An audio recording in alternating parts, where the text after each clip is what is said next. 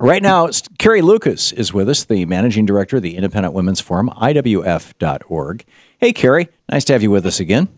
Thanks for having me on. Thanks for joining us. You wrote an op-ed in which you were basically trashing preschool programs that the president has come out and spoken in favor of, rather glowingly of. You want to let's be clear, Tom. I was trashing the federal government providing new subsidies for preschool programs. I think it's fabulous if parents want to choose that, but there's a problem when the government is getting involved in trying to subsidize this choice. In your opinion? Sure. Yeah. Okay. All right. So I'm curious, what is that problem? Why should we, the people, through our federal tax dollars, not make investments in our young people that actually return more than, for every dollar invested, return as much as $17 to $25 back? Well, first of all, Tom, that's that presumption that this is such a huge economic win is just not borne out by the facts. And I think it's important for people to remember when we talk about preschool and the government subsidizing preschool, there was an interesting word that the president didn't use during that conversation, and that was Head Start.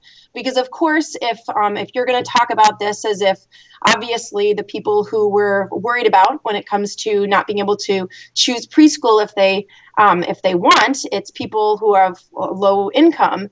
But of course, there is a federal program to help those who can't afford preschool to make that choice, and that's Head Start. But sadly, the congressionally mandated government studies through the Department of Education have shown that Head Start doesn't return benefits. There's no lasting impact on school outcomes associated with Head Start. So this whole idea that 20 cents on the dollar is I dispute your numbers. Okay. In fact, let me Science Magazine, which is the official publication of the American Academy for the Advancement of Science, the AAAS, volume 333, 19 August 2011. They're reporting on a 40-year longitudinal study. This was done. They took a group of low-income African American children and a control group in the early 1960s. And literally looked at them up until 2011. And half of these kids, and they were able to thereby take out issues of income, of race, of neighborhood, of single or non-single parent, fluency or competence or literacy of the parents. They were able to equalize or normalize for all of those variables. So the only variable was whether or not these children had access to a preschool program. A preschool program, This is one actually. It was called the Perry Preschool Program. Yes, it was a government-sponsored preschool program. It was not Head Start. How many people were in that program, Tom? 123. 123. Yeah. Okay, I think that's an important number for your listeners to hear because it's 123 people. You're going to be talking about this program as trumping the congressionally mandated study or being more important than the study of the Head Start program, which involves thousands and thousands of kids, and which was done specifically. There are numerous studies of Head Start which demonstrate that Head Start produces. Your best case, you brought up this Perry Preschool program, Tom, because that's your. You haven't even let me finish my sentence. Okay. You guys always turn to this ridiculous study of 123 kids which had top to bottom tens of thousands of dollars spent on them. But okay, go ahead with the Perry Preschool program. I don't know how that applies to what the president's proposing, but that's fine. Well, actually, we could instead do the Chicago preschool program or the Abacadarian preschool program. That's the model that we'd be using, right, Tom? I mean, no, to the best of my knowledge, it's not. Okay. Head Start has gone through a lot of incarnations over the years. It's a very different program than it was back in the 60s when I was actually a Head Start volunteer teacher. Head Start has had so many holes drilled in it over the years by Republicans. I'm very, but in any case, what they found was that if these kids, again, taking all these factors out, arrested by the age of 40. Non-preschool kids, 55%. Preschool kids, 36%. Earned over $20,000 at the age of 40. 60% of the kids. Tom, and that's okay. But that's interesting, and I think that there is a case to be made. So you don't want to hear the statistics?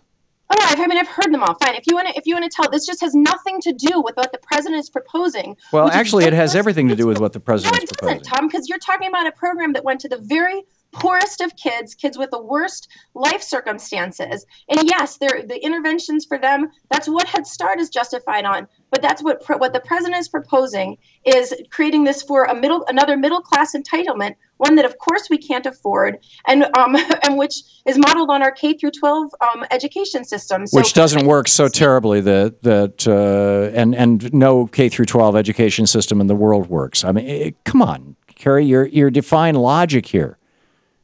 Okay, but why? So are we trying to replace Head Start? Is this are you and the president proposing? I am not talking about Head Start. Is it if Perry Preschool is the model, then this is clearly something that's just targeted to low income kids, which is just duplicative of Head Start, right? Or are we talking about middle class kids? Because then Perry Preschool has nothing to do with it.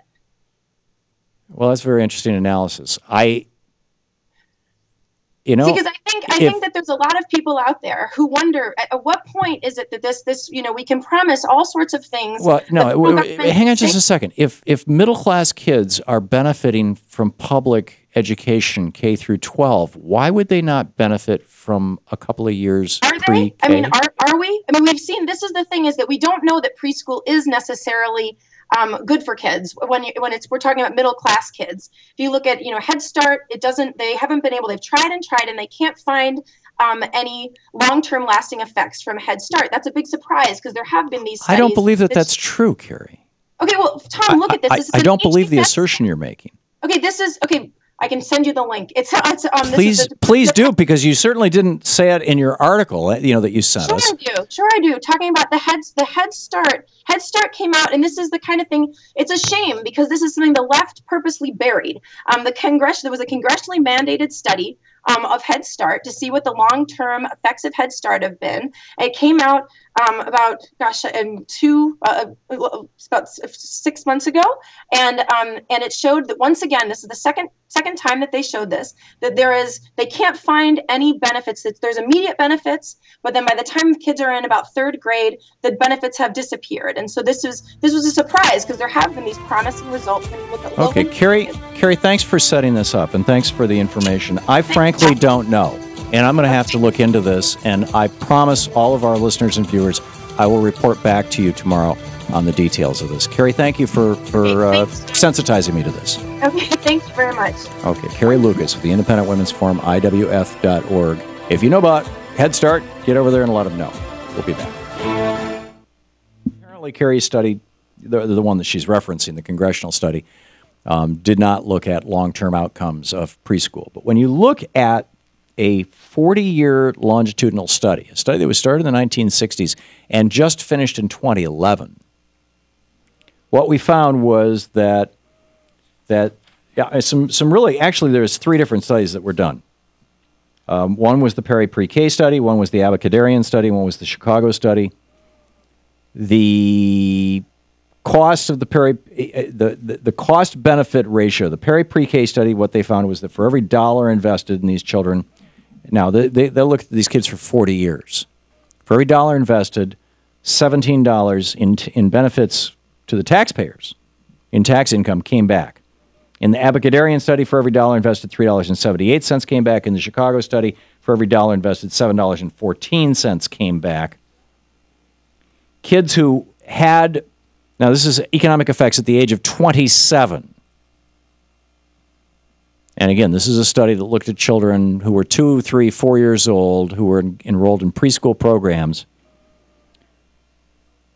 And these were all low-income African-American kids. Of the kids who were not part of the program, at the age of 27, 7% of them were making more than $2,000 a month, $24,000 a year. Of the kids who were in the preschool programs, 29% of them. So that's more than 4 times as many. That's a 400% increase plus in just earning over $2,000 a month, in owning their own home. The kids who did not go through the preschool program, 13% of them at the age of 27. 13% of them owned their own home. 36% of those kids who did go through the program owned their own home. So 3 times as many. So you're 3 times more likely to own your own home if you went through a preschool program at the age of 27, if you went through a preschool program at the age of 3. At the age of 27, never having been on welfare as an adult. Again, these are children who, when they were 3 years old, were the poorest African-American kids in these communities. 41% of the entire population had never been on, 20% of the entire population had never been on welfare. So 80% had been on welfare at one point or another. 41% had never been on welfare. Now, at the age of 40, it's even more interesting. At the age of 40, the kids who had been through a preschool program, 60% of them earned over $20,000 a year, whereas only 40% of the kids who had never been through a preschool program at the age of by the time they were at the age of 40 earned more than $20,000 a year. 62% of the kids who did not go through preschool were employed at the age of 40. 76% of those who did go through preschool were employed. Half of the people at the age of 40 who had not gone through preschool had a savings account. 76% of the ones who went through preschool had a savings account. And, on and on it goes. I mean, every time I tried to mention these statistics, Carrie started talking, and I can see why now. The response is just extraordinary. The return, when you look at these over a 20, 30, 40-year period, very good results.